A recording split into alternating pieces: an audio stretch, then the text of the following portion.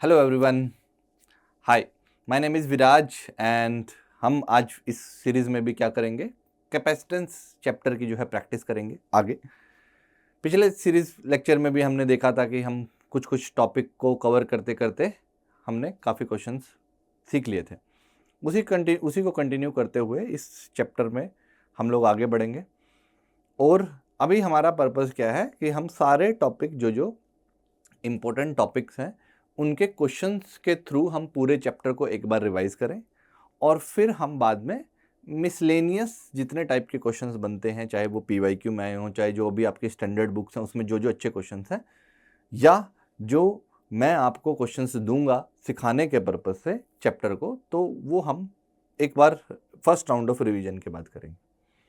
तो चलिए, without wasting any time let's start. ये क्वेश्चन को ध्यान से देखिए। इस क्वेश्चन में क्या दिया हुआ है? बेसिकली इस क्वेश्चन में आपको इन्फॉर्मेशन दी गई है। बोला गया है कि एक कैपेसिटर है कितना 40 वोल्ट, जिस पे पॉजिटिव चार्ज इधर है और नेगेटिव चार्ज इधर है, और उसको जो है एक अनचार्ज कैपेसिटर से कनेक्ट कर दिया। यहाँ पे कोई वोल्टेज नहीं है, मतलब यहाँ का जो V है वो V2 कितना है? 0 है, और ये हो गया आपका V1। तो चार्जिंग ऑफ ये है basically joining of two capacitor. एक कैपेसिटर को दूसरे के पैरेलल में ज्वाइन कर दिया। Find the final charges when the both the keys are closed. अगर ये दोनों की S1 या फिर S2 इन दोनों को क्लोज कर दिया जाए तो आपका पूछा जाएगा कि कितना कैपेसिटेंस पे फाइनल चार्जेस आए। इसको करने का तरीका क्या होता है? हम कॉमन पोटेंशियल निकालते हैं। दोनों को ज्वाइन कर दिया, कॉमन पोटेंशियल निकालिए। कितना होता है? C1V1 upon C2, C1V1 plus C2V2 upon C1 plus C2। ये तो अनचार्ज ही है, तो ऐसा तो है नहीं है कि इसका पॉजिटिव प्लेट इसकी नेगेटिव प्लेट से कनेक्टेड, ऐसा कुछ। C1V1 माइनस C2V2 तो आएगा ही नहीं, क्योंकि C2V2 होगा ही नहीं, चार्ज तो है ही नहीं ना दूसरा। तो आप देखेंगे पहले यहाँ पे ये कितना आया? C1V1 कितना आया? 160 माइक्रोकूलम। ये C2V2 कितना आया? 0, है ही नहीं है वो। तो अगर इन दोनों को ज्वाइन कर दिया जाए तो यहाँ पर क्या होगा? ये जो आइसोलेटेड सिस्टम है, ध्यान दीजिए, ये जो आइसोलेटेड सिस्टम है इस पे कितना चार्ज था? पहले आप बोलेंगे 160 था इधर, तो बाद में भी 160 ही रहेगा। और V कॉमन कितना आता है? V कॉमन हम पहले निकाल लेते हैं। V कॉमन कितना आता है? ये सबसे पहले आप इसको निकालेंगे। क्या बोलेंगे V कॉमन को? C1V1 plus C2V2 upon C1 plus C2। तो 160/12 आंसर आ गया आपका, यहाँ पे मिल जाएगा। फिर आप अगर कॉमन पोटेंशियल एक बार क्लियर हो गया आपको नए सिस्टम का, तो नए चार्जेस भी बता सकते हैं। यहाँ पे चार्ज कितना आएगा? सर यहाँ पे पॉजिटिव आएगा, यहाँ नेगेटिव आएगा, यहाँ पॉजिटिव आएगा, नेगेटिव आएगा। क्यों? क्योंकि इस इधर वाली साइड पे टोटल पहले 160 पॉजिटिव ही था, वही तो डिवाइड होगा। अब वो डिवाइड कितना होगा वो चेक कर लेते हैं। यहाँ पर जो चार्ज आएगा वो आएगा CV कॉमन। यहाँ पे कितना आएगा? C2 इंटू V कॉमन, ये C1 इंटू V कॉमन। तो ये जो चार्ज है बेसिकली ये है C1 इंटू V कॉमन, नया पोटेंशियल। और ये चार्ज कितना है? C2 into V common. इनको मल्टीप्लाई करने से आ रहा है ये जो चार्ज आ रहा है। तो आप कैपेसिटेंस पता है, वोल्टेज पता है, वो रहा, और माइक्रोकूलम में आ गया क्योंकि ये माइक्रोफैरेड में था ना C। तो ये चार्ज आएगा पहले वाले कैपेसिटेंस पे और ये आएगा दूसरे वाले पे। अगर दोनों को ऐड करोगे, दोनों को ऐड करके देखेगा कि आपको 160 ही मिलेगा। 160 प्लस 0 इतना ही मिलेगा, क्योंकि चार्ज तो कंजर्व्ड रहता है। तो ये एक तरीका है, इस तरीके से आप कर सकते हो। ठीक है, अनचार्ज कैपेसिटर से डील करना है। एक टाइप ऑफ और देखते हैं जिसमें डाइलेक्ट्रिक अगर आ जाए। डाइलेक्ट्रिक को कैसे डील करते हैं हम लोग? देखिए, जैसे ही डाइलेक्ट्रिक, पहले तो क्वेश्चन पढ़ लेते हैं, फिर डाइलेक्ट्रिक को कैसे डील करेंगे वो देखते हैं। इन्होंने बोला कि there are 3 zone, X, Y, Z 3 zone है। X में क्या है? वैक्यूम है, यहाँ पे कंडक्टर है और वहाँ डाइलेक्ट्रिक है पहले से ही। यहाँ है, मतलब यहाँ तो एयर ही है, यहाँ पे एक मीडियम है जो कि कंडक्टर है, और यहाँ पर एक मीडियम है वो डाइलेक्ट्रिक है, और ये वैक्यूम है। यहाँ पर क्या है? वैक्यूम है, वो दिया हुआ है आपको। अब क्या पूछा गया कि इस सिस्टम की कैपेसिटेंस को बढ़ाना है, मुझे इंक्रीज करना है। तो इनमें से कौन सा ऑप्शन है जो इस अगर करें X को कंडक्टर से रिप्लेस कर दूं, यहां भी कंडक्टर ऐड कर दूं, या Y को डाइलेक्ट्रिक से ऐड रिप्लेस कर दूं, Z को कंडक्टर से कर दूं, या X को डाइलेक्ट्रिक से कर दूं, कौन सा ऐसा ऑप्शन ट्रू होगा जिसमें यहां पर मेरा कैपेसिटेंस इंक्रीज हो जाए?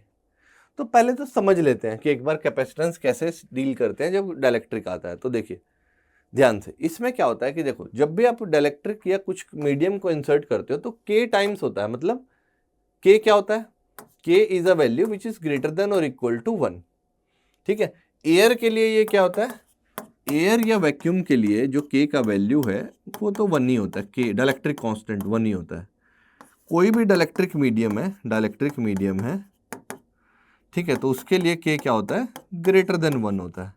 बट कंडक्टर के लिए के क्या होता है, कंडक्टर का डाइलेक्ट्रिक कांस्टेंट इन्फिनिटी होता है, मतलब बहुत बड़ा हो जाता है, तो सबसे ज्यादा इसका है।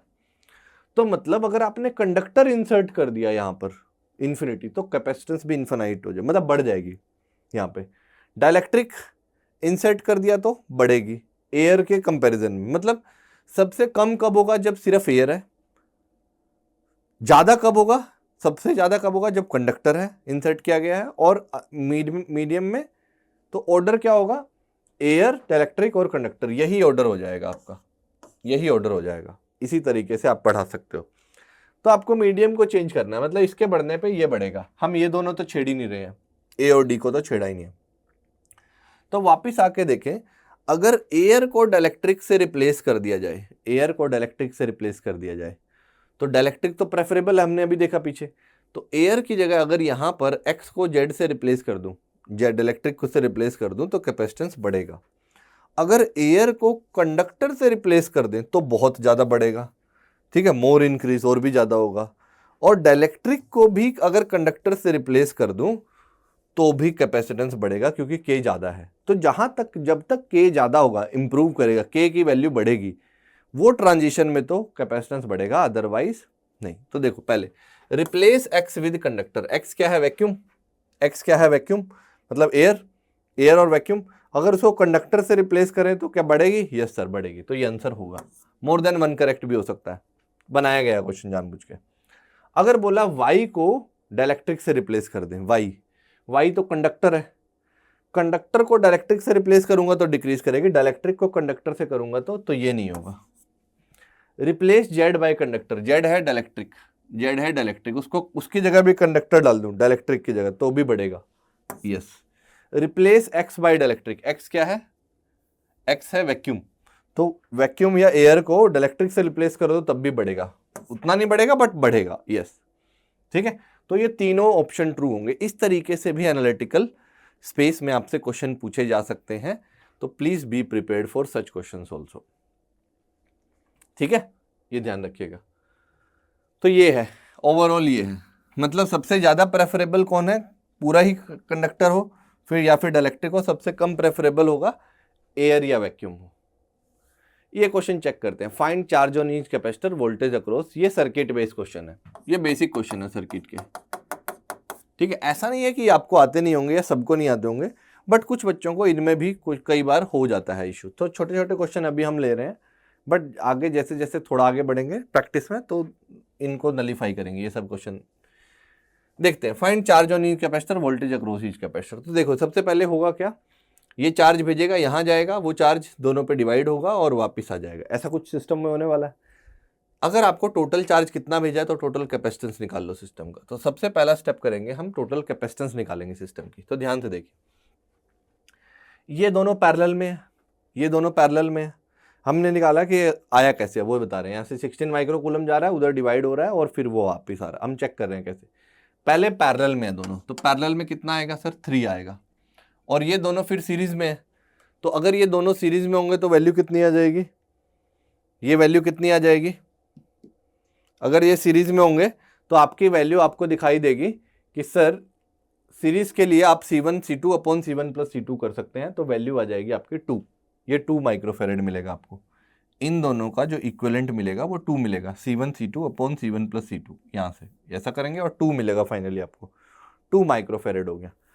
तो 2 है और वोल्टेज कितना है, 8 का लगा है। तो कैपेसिटेंस क्या होता है, चार्ज कितना भेजा होगा सर, चार्ज जो भेजा होगा Q इक्वल टू CV। तो टोटल 2 माइक्रोफेरेड का कैपेसिटर है, 8 वोल्ट, तो कितना चार्ज खींचेगा ये, बैटरी से ये 16 माइक्रो कूलम का चार्ज लेगा। ये 16 माइक्रो कूलम यहाँ गया, तो सबसे पहले तो यहाँ पे +16 आएगा और -16 आएगा, ये आ गया +16 और यहाँ पे आ गया -16, ठीक है, माइक्रो कूलम, और ये भी माइक्रो कूलम में आ गया, ठीक है। फिर ये 16 दोनों पे डिवाइड होगा, उधर से नेगेटिव प्लेट के बाद जाएगा, फिर आगे दोनों पे डिवाइड होगा, इधर आएगा इधर आएगा, ठीक है, ऐसे करके डिवाइड होगा ये। अब वो डिवीजन देख लेते हैं। इस पे तो चार्ज कंफर्म हो गया, इस पे चार्ज कंफर्म हो गया, तो ये डिवीजन कैसे होता है, Q1 कितना, देखो चार्ज डिवीजन दो कैपेसिटर में कैसे होता है, जब इधर की तरफ आएगा और इधर की तरफ आएगा, तो जब चार्ज डिवीजन कैसे होता है, उसी का कैपेसिटेंस रेशियो कैसे लेते हो, देखो उसी का कैपेसिटेंस डिवाइड बाय दोनों का सम, उसी का कैपेसिटेंस डिवाइड बाय दोनों का सम इनटू इनकमिंग चार्ज, तो टोटल कितना बनेगा 16/3। यहां पे क्या करेंगे Q2, उसी का कैपेसिटेंस डिवाइड बाय दोनों का सम इनटू चार्ज, क्योंकि देखो पोटेंशियल ये दोनों सेम है तो V तो यहाँ पे सेम होगा, दोनों के अक्रॉस सेम होगा, तो Q is equal to CV होता है। तो ध्यान दीजिएगा, अगर V सेम है तो Q डायरेक्टली प्रोपोर्शनल टू क्या है, C है, तो ऐसा होगा। अगर Q1 की बात करे जाए तो Q1 इज टू Q2 जो होगा इस केस में वो C1 इज टू C2 होगा। यहां से अगर कोई Q1 निकालने की बात करेगा तो वो कितना आएगा, उसी का कैपेसिटेंस डिवाइड बाय दोनों का sum into incoming charge, charge incoming charge in, इतना आ जाएगा वैल्यू। ये हम क्या करते हैं, चार्ज डिवीजन जब दो ब्रांच में हो रहा हो तो कैसे करते हैं, उसी ब्रांच का कैपेसिटेंस डिवाइड बाय दोनों का सम इनटू इनकमिंग करंट। ये आपके पास कोई और मेथड है तो आप वो भी लगा के निकाल सकते हो, ठीक है। तो ये चार्ज आ जाएगा इसके ऊपर, ये चार्ज आ जाएगा इसके ऊपर, तो हमें सब पे चार्ज पता चल गए यहाँ पे। अब सब पे अगर चार्ज पता चल गए तो वोल्टेज कैपेसिटेंस तो पता ही है, तो क्या करना है Q/C, अगर मैं Q/C करता रहूंगा तो वोल्टेज आता रहेगा, यहाँ पे वोल्टेज आ जाएगा, यहाँ पे भी Q/C करूंगा वोल्टेज आ जाएगा, यहाँ पे Q/C करूंगा तो वोल्टेज आ जाएगा। तो कितना कितना वोल्ट जो है यहाँ पर, यहाँ दोनों पे तो सेम ही डिवाइड होना चाहिए था, ये इसका पता चल गया तो टोटल में से ये माइनस कर दो, टोटल में से ये माइनस कर दोगे तो यहाँ का वोल्टेज आ जाएगा। वो आपकी चॉइस, आप किस तरीके से आप डील करना चाहते हो क्वेश्चन को, ठीक है। तो दिस इज द वे। फिर इक्विवेलेंट कैपेसिटेंस के क्वेश्चन आते हैं। देखो छोटे छोटे क्वेश्चन तो हम लोग आसानी से डील कर लेते हैं, जैसे जिसमें पता चल जाता है क्वेश्चन 1 का ये टाइप है, ये हम नहीं करेंगे ज़्यादा। देखो सिंपल, आपको A और B के बीच कैपेसिटेंस निकालना है, आपको इन दोनों का पता चला किस में है, ये आपको दोनों को पता चला कि सर ये दोनों सीरीज में है, सीरीज में कितना है 2, फिर ये तीनों पैरेलल में हो जाएंगे, तो ऐसा करके 8 कर दिया, ये आप कर सकते हो, ठीक है। और अगर ऐसा कोई क्वेश्चन हो, जैसे पूछ लिया A और B के बीच, आपको दिखेगा कि हाँ सर ये दोनों सीरीज में, तो कितना हो जाएगा C/2, फिर ये तीनों सीरीज में कितना हो जाएगा C/3, फिर ये दोनों पैरेलल आपस में, दोनों किस में है, पैरेलल में है, तो दोनों को ऐड कर दिया तो 5C/6। ये वाले क्वेश्चन भी आप आसानी से डील कर लेते हैं, इनमें भी कोई मुश्किल नहीं होती आप लोगों को। क्वेश्चन जब आता है तो ऐसे क्वेश्चन को कैसे डील करते हो, जैसे ये आया नोडल पॉइंट, एक मेथड होता है nodal point method, nodal point of same potential can be club together. जैसे कि अगर ऐसा क्वेश्चन आया, आपको समझ नहीं आ रहा है कि ये पैरेलल में है कि सीरीज में है, वैसे तो ये मैंने दिखा दिया। हम इस तरीके के क्वेश्चन को क्या करते हैं, अगर यहाँ का पोटेंशियल ए था तो जहाँ तक 0 वायर है वहाँ के सबको नाम ए दे दो, ए, फिर वहाँ बी था, बी, तो सबके पोटेंशियल पॉइंट के नाम दे दिए। अब जितने पॉइंट बी हैं सबको एक जगह रख दो, जितने पॉइंट ए हैं सबको एक जगह रख दो। तो ये किसके बीच लगा, ए बी के बीच, तो एक लगा दिया। फिर ये किसके बीच लगा, ए बी के बीच, एक और लगा दिया। ये किसके बीच लगा, ए बी के बीच, एक और लगा दिया। तो आप ऐसे करके भी सबका वैल्यू निकाल सकते हो। तीनों पैरेलल में है तो आपको पता चलेगा 21 माइक्रोफेरेड कैपेसिटेंस आया। करने का तरीका क्या है, आप जहां तक 0 वायर है, जहां तक 0 वायर होता है वहां तक के नेमिंग सेम दे दो, उस पॉइंट को कुछ नाम दे दो, एक्स वाई जेड पी कुछ भी, बट सब जगह सेम दे दो। फिर आप देखो डिफरेंट कितने पोटेंशियल पॉइंट आपको मिले, उन पॉइंट को स्पेस में से बस बना दो। फिर जितने कौन सा कैपेसिटर किसके बीच लगा उतने कनेक्ट कर दो। आगे देखेंगे और समझ आ जाएगा आपको थोड़ा सा। जैसे ये है, अगर आपको इसका पूछ लिया जाए तो 0 आएगा, क्यों, आपको 3 तो दिख रहे हैं लगे हुए, सर ये 0 थोड़ी ना होगा। ध्यान से देखो इस क्वेश्चन को, ए बी, समझा। अब देखो अगर आपने यहाँ से नेमिंग शुरू किया, ये 0 वायर है, ए आएगा, यहाँ भी 0 वायर है, ए पूरा पोटेंशियल है, यहाँ तक 0 वायर है, ये 0 वायर है, ये 0 वायर है, ए, तो आपको पता चलेगा वी और वी बी में तो कोई पोटेंशियल डिफरेंस ही नहीं है। अगर कोई पोटेंशियल डिफरेंस ही नहीं है तो वो कोई चार्ज स्टोर ही नहीं करेगा। तो मतलब जो भी अगर आप बैटरी लगाते हो यहाँ पे, अगर कोई बैटरी लगाई भी आपने, ध्यान देना, तो वो जो चार्ज है वो यहाँ से जाएगा और यहाँ से घूम के वापस आ जाएगा, बस। इसमें से किसी भी कैपेसिटर पे कोई चार्ज स्टोर नहीं होगा, यानी कि इसका कैपेसिटेंस स्टोरिंग कैपेसिटी है ही नहीं, मतलब चार्ज स्टोरिंग कैपेसिटी है ही नहीं इसके पास, ठीक है। ये सिस्टम चार्ज स्टोर ही नहीं करेगा क्योंकि चार्ज पोटेंशियल डिफरेंस ही नहीं मिल रहा है, वो लीस्ट रेजिस्टेंस का पाथ लेकर के इधर से आ जाएगा, बस। क्लियर है, इसको थोड़ा ध्यान रखेंगे। अब कई बार इस तरीके के प्लेट वाले क्वेश्चन भी आपको देखने को मिल जाते हैं। प्लेट वाले क्वेश्चंस को कैसे डील करना है ये देख लो। ये एक प्लेट है और यहां पर ऐसे 3 प्लेट हैं, दूर दूर करके बना दिया है, ठीक है। तो देखो जब यहां पर इसको अगर किसी बैटरी से कनेक्ट करते हो, इसको किसी बैटरी से कनेक्ट करते हो, मैं एक बार समझाता हूँ जल्दी से। इसको अगर किसी बैटरी से कनेक्ट किया तो यहाँ पर क्या आएगा, ये पूरी पॉजिटिव प्लेट है तो यहाँ पर पॉजिटिव चार्ज आएगा, यहाँ पर पॉजिटिव चार्ज आएगा, यहाँ पर पॉजिटिव चार्ज आएगा और यहाँ पर नेगेटिव चार्ज आ जाएगा। ऐसा कुछ होगा टोटल। ये चार्ज अलग होगा, यहाँ से यहाँ तक का चार्ज थोड़ा अलग होगा, ये चार्ज अलग होगा, ये चार्ज अलग होगा, ये चार्ज अलग होगा, डिपेंडिंग अपॉन। तो ये 3 अलग अलग कैपेसिटर की तरह बिहेव करेगा। 1 कैपेसिटर, 2 कैपेसिटर, 3 कैपेसिटर, जो कि तीनों पैरेलल में है। ऐसा ये सिस्टम बिहेव करने वाला है। समझ आया? सर इस पे क्यों नहीं चार्ज होगा? देखो इस पे क्यों नहीं चार्ज होगा, क्योंकि इसके सामने कुछ प्लेट ही नहीं है। इस पे क्यों नहीं होगा, क्योंकि इसके सामने कोई प्लेट ही नहीं है होल्ड करने के लिए चार्ज को। तो ये वाले वायर पे और ये वाले लाइन पे कोई चार्ज नहीं आएगा। तो अगर आप सिस्टम को समझोगे तो आपको समझ आएगा कि सर इसका एरिया A/3 है, तो कैपेसिटेंस कितना हो जाएगा, A epsilon nought by D. तो area epsilon nought upon distance. यहाँ पे 2D है डिस्टेंस, तो area epsilon nought by 2D। और यहाँ पे कितना होगा थर्ड के लिए, area epsilon nought by 3D। और क्योंकि ये 3 अलग अलग कैपेसिटेंस है जिनके बीच पोटेंशियल, ये पूरी लाइन का पोटेंशियल सेम है, इसका सेम है, तो यानी कि ऊपर वाली प्लेट का तीनों का पोटेंशियल सेम है, नीचे वाली प्लेट का तीनों का पोटेंशियल सेम है, तो ये पैरेलल में है। तो पैरेलल में तीनों को ऐड कर दीजिए तो आंसर कितना आएगा, C1 + C2 + C3। ऐसे सोल्व कर सकते हो। C1 + C2 + C3 आप इसको ऐसे सोल्व कर सकते हो आसानी से। एक क्वेश्चन और देख लेते हैं। अगर आपके पास ऐसा कोई प्लेट का सिस्टम आए जिसमें ये वाली को भी ऐड वो कर दिया है, ज्वाइन कर दिया है, बट P और Q के बीच में जो, मतलब बैटरी कहाँ लगाओगे आप, बैटरी आप यहाँ पर, सपोज आपने एक हाइपोथेटिकल बैटरी बना दी है, ये आपको ऐसे कुछ कनेक्ट करना है, तो कितना इसका कैपेसिटेंस बनेगा सिस्टम का अगर ऐसे कर दिया। देखो जी इसमें क्या हो सकता है, कितने पहले कैपेसिटेंस, जैसे अब यहाँ पे जाएगा तो यहाँ पे एक पॉजिटिव चार्ज आएगा, मान लो बैटरी से कनेक्टेड है, तो यहाँ पर भी पॉजिटिव चार्ज आएगा, दोनों साइड आ सकता है प्लेट के, वो डिस्ट्रीब्यूट होकर के। तो इसके सामने यहाँ पर ये नेगेटिव चार्ज इंड्यूस करेगा, ये इसके सामने नेगेटिव चार्ज इंड्यूस करेगा पॉजिटिव के सामने। फिर ये जो है नेगेटिव प्लेट है, ये नेगेटिव प्लेट है, ये नेगेटिव प्लेट है, नेगेटिव से कनेक्टेड है, इसके सामने ये पॉजिटिव चार्ज इंड्यूस करेगा। ऐसा कुछ करने वाला है। समझ आया? सिस्टम में इस तरीके से कुछ कनेक्शन बनेगा। तो कितनी सरफेस बनी, इस सरफेस पे कोई चार्ज नहीं आएगा क्योंकि इसके सामने कुछ नहीं है, उस सरफेस पे कोई चार्ज नहीं आएगा क्योंकि उसके सामने कुछ नहीं है, तो उधर कुछ नहीं आएगा। बस ये थोड़ा सा ध्यान रखना होगा आपको। क्लियर है? हाँ, तो इसको थोड़ा सा ध्यान रख के चलेंगे तो ऐसा एक बना देगा आपके लिए वो। अब आपको डील करना आना चाहिए। देखो मैं इसको सरफेस बाय सरफेस लेता हूं, तो मैंने सरफेस ले दी, surface 1, surface 2, surface 3, surface 4, surface 5, surface 6, surface 7, surface 8। और ये P से कनेक्टेड है, ये Q से कनेक्टेड है, ये इन दोनों से नहीं कनेक्टेड है, तो उसको मैंने नाम दे दिया R। मतलब इसका पूरे का पोटेंशियल R है, इसका Q है और इसका P है। तो मैंने 3 पॉइंट बनाए, P, R और Q। देखो ये R प्लेट है, ये वाली R है, ये वाला प्लेट R है, ये वाला प्लेट भी R है। तो आप देखिए P और R के बीच में कौन कौन कनेक्टेड है, 2, इसका R का 2 प्लेट और P का 3 वाला साइड। तो P का 3 प्लेट और R का 2 प्लेट एक कैपेसिटर बना रहा है। कितना, A epsilon nought by D का एरिया और D पता है। फिर यहां से देखिए R के साथ और कौन बना रहा है, इधर भी बना रहा है, P का 4 वाला प्लेट और इसका 5 वाला प्लेट, 4 वाला प्लेट और 5 वाला प्लेट, एक कैपेसिटर और बना रहा है इनके बीच में। तो P और R के बीच में 2 कैपेसिटर हैं, 1, 2। तो टोटल जो कैपेसिटेंस बने थे वो 1, 2 और 3 बने थे। ये किसके बीच लगा, R और Q के बीच।